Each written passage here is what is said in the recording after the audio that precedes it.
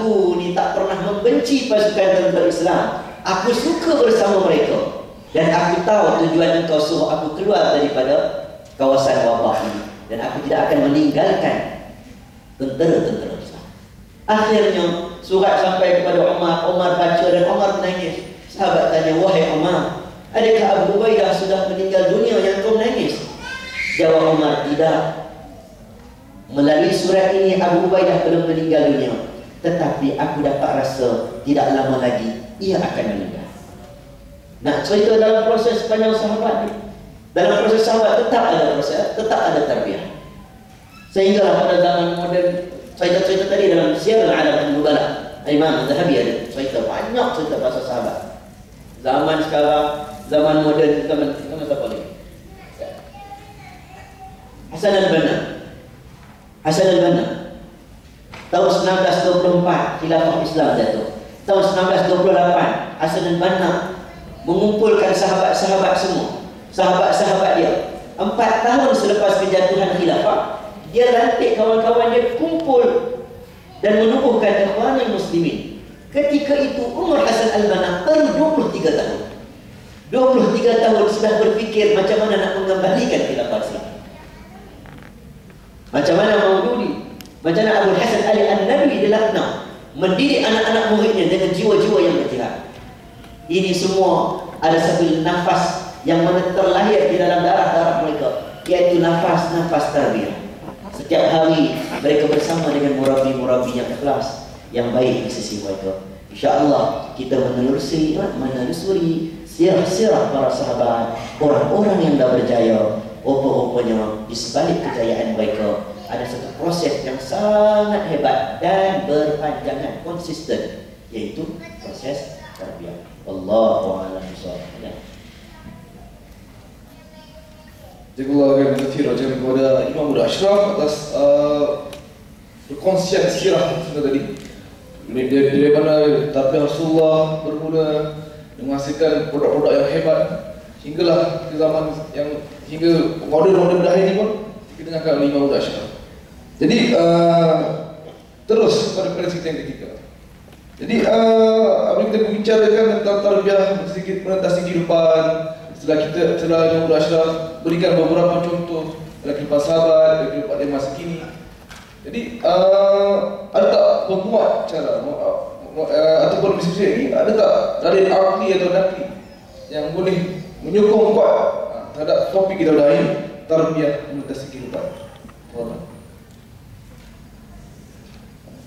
Bismillahirrahmanirrahim. Assalamualaikum warahmatullahi wabarakatuh. Innal hamdalillah nahmaduhu wa nasta'inuhu wa nastaghfiruh wa natawakkal 'ala Allah wa natubu ilaihi wa na'udzu billahi min shururi anfusina wa min sayyiati a'malina. May yahdihillahu fala mudilla lahu wa may yudlil fala hadiya lahu. Asyhadu wa nashhadu an la ilaha illallah wa anna Muhammadar Rasulullah. Subhanaka la ilma lana illa ma 'allamtana innaka antal alimul hakim. Qala rabbi shrah li sadri wa yassir li amri wahlul 'uqdatam min lisani yafqahu qawli. Qala Allah ta'ala fi kitabihi al-'aziz, a'udzu billahi minasyaitonir rajim. Ya ayyuhan nabiyyu inna arsalnaka syahidan wa mubasysyiran wa nadhiran wa da'iyan ila Allah bi idnihi wa sirajan munira. Shadaqallahu 'azim. Terima kasih kepada saudara pengurusi majlis, sahabat di Penang, Ustaz Syarihan bin Syaidan, Al-Fadhil Ustaz Muhammad Ashraf bin Ridwan, ataupun kunyah yang paling masyhur sekarang ni, Imam Muda Ashraf, pengurusi PNM, Al-Fadhil Ustaz Yazid, serta jawatan yang baru, sahabat-sahabat, sibah-sibah, guru tok guru, asatizah, ustazah, semualah insya-Allah, sahabat-sahabat, sibah-sibah. Assalamualaikum warahmatullahi wabarakatuh. Pertama-tamanya anda ingin merapatkan sedikit syukurlah kepada Allah SWT kerana berada di sini pada hari ini. Allah pilih untuk berada di sini pada hari ini, dan memang anda rasa sangat-sangat tertil dan sangat-sangat kecil untuk berada, utamanya di barisan depan ni lah. Sebenarnya antum yang berada di depan anak ni lebih layak untuk berada di depan ni, kan? Pun begitu, ana menerima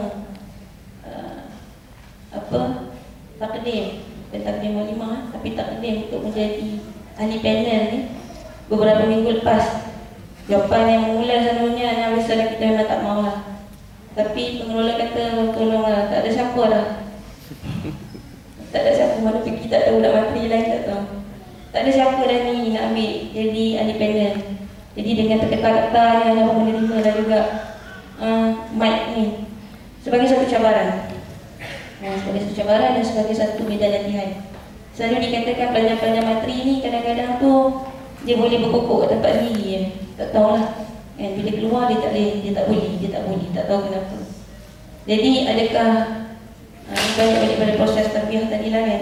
Jadi soalan yang dikemukakan pada anda tu tentang dalil. Yang tentang dalil tu anda tak tahu kenapa. Bila anda ditanya tentang dalil tentang tarbiyah, dia membawa anda kepada dalil untuk menjadi seorang dai. Seperti mana yang anda baca pada awal ayat tadi.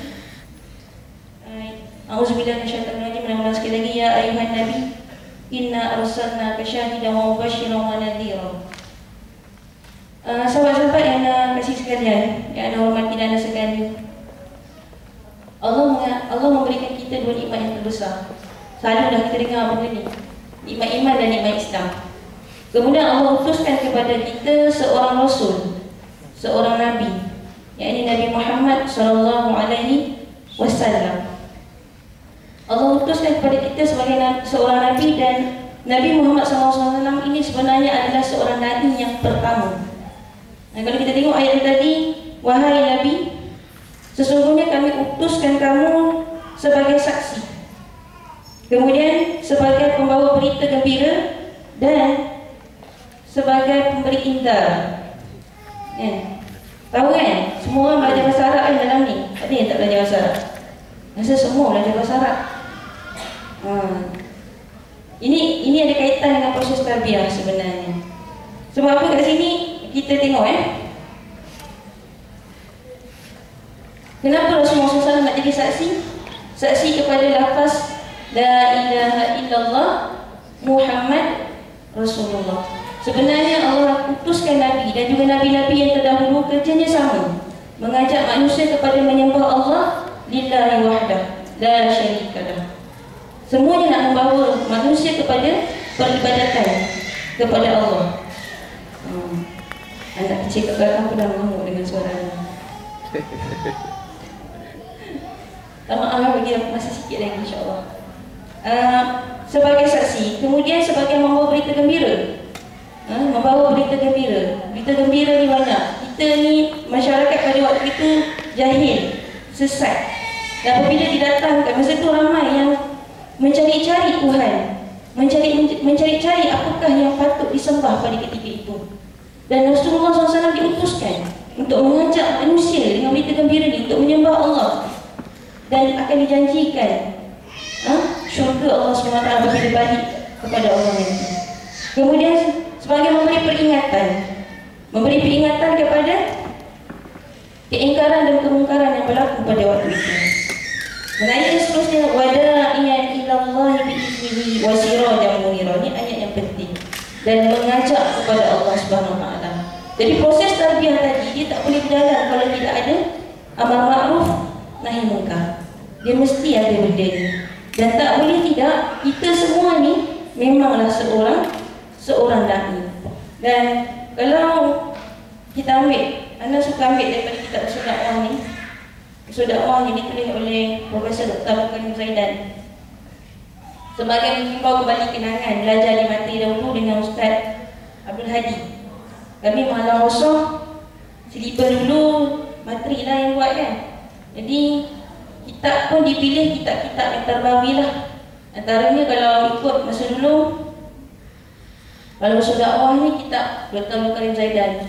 Kalau sirah waktu tu, kalau mahalah 01 sirah Nabawiyah, mahalah 02 fiqh sirah Al-Buti, Allahyarham, almarhum. Kemudian jadi anda memang akan terikat dengan buku ni. Anda rasa sangat apa nak cakap sangat penting pasan dalami dalam kehidupan kita sebagai hamba Allah Subhanahu wa taala. Tahukah kita bahawasanya kita berfungsi tugas seperti mana yang telah dijalankan oleh Rasulullah SAW. Seperti mana dalam firman Allah Subhanahu wa taala, "A'udzubillahi minasyaitonir rajim. Kuntum khairu ummatin ukhrijat lin-nasi ta'muruna bil ma'ruf wa tanhauna 'anil munkar." Sadaqallahu a'lim. Kamu adalah sebaik-baik umat. Dekat ayat ni sebenarnya ada dua yang kita boleh ambil. Yang pertama, khairu ummah. Kita kat situ adalah khairu ummah. Seronok kan dengar? Seronok tak? Dia tak seronok. Tak maaf ya, anak ni ajar budak sekolah rendah. Jadi cara cakap macam cakap dengan budak-budak lah. Seronok tak? Itulah senyap dan baby kat belakang. Dia macam tu lah. Jadi kita ni khairul ummah. Tetapi ada yang kedua. Khairul ummah tadi, kita boleh dapat title khairul ummah tadi hanya dengan apabila berlakunya amar ma'ruf nahi munkar. Yang ni susah nak buat. Selalu kita ketinggalan, keciciran, ke belakang. Mana tak kata orang lain. Sebab tu orang terima untuk dapat duduk kat depan ni.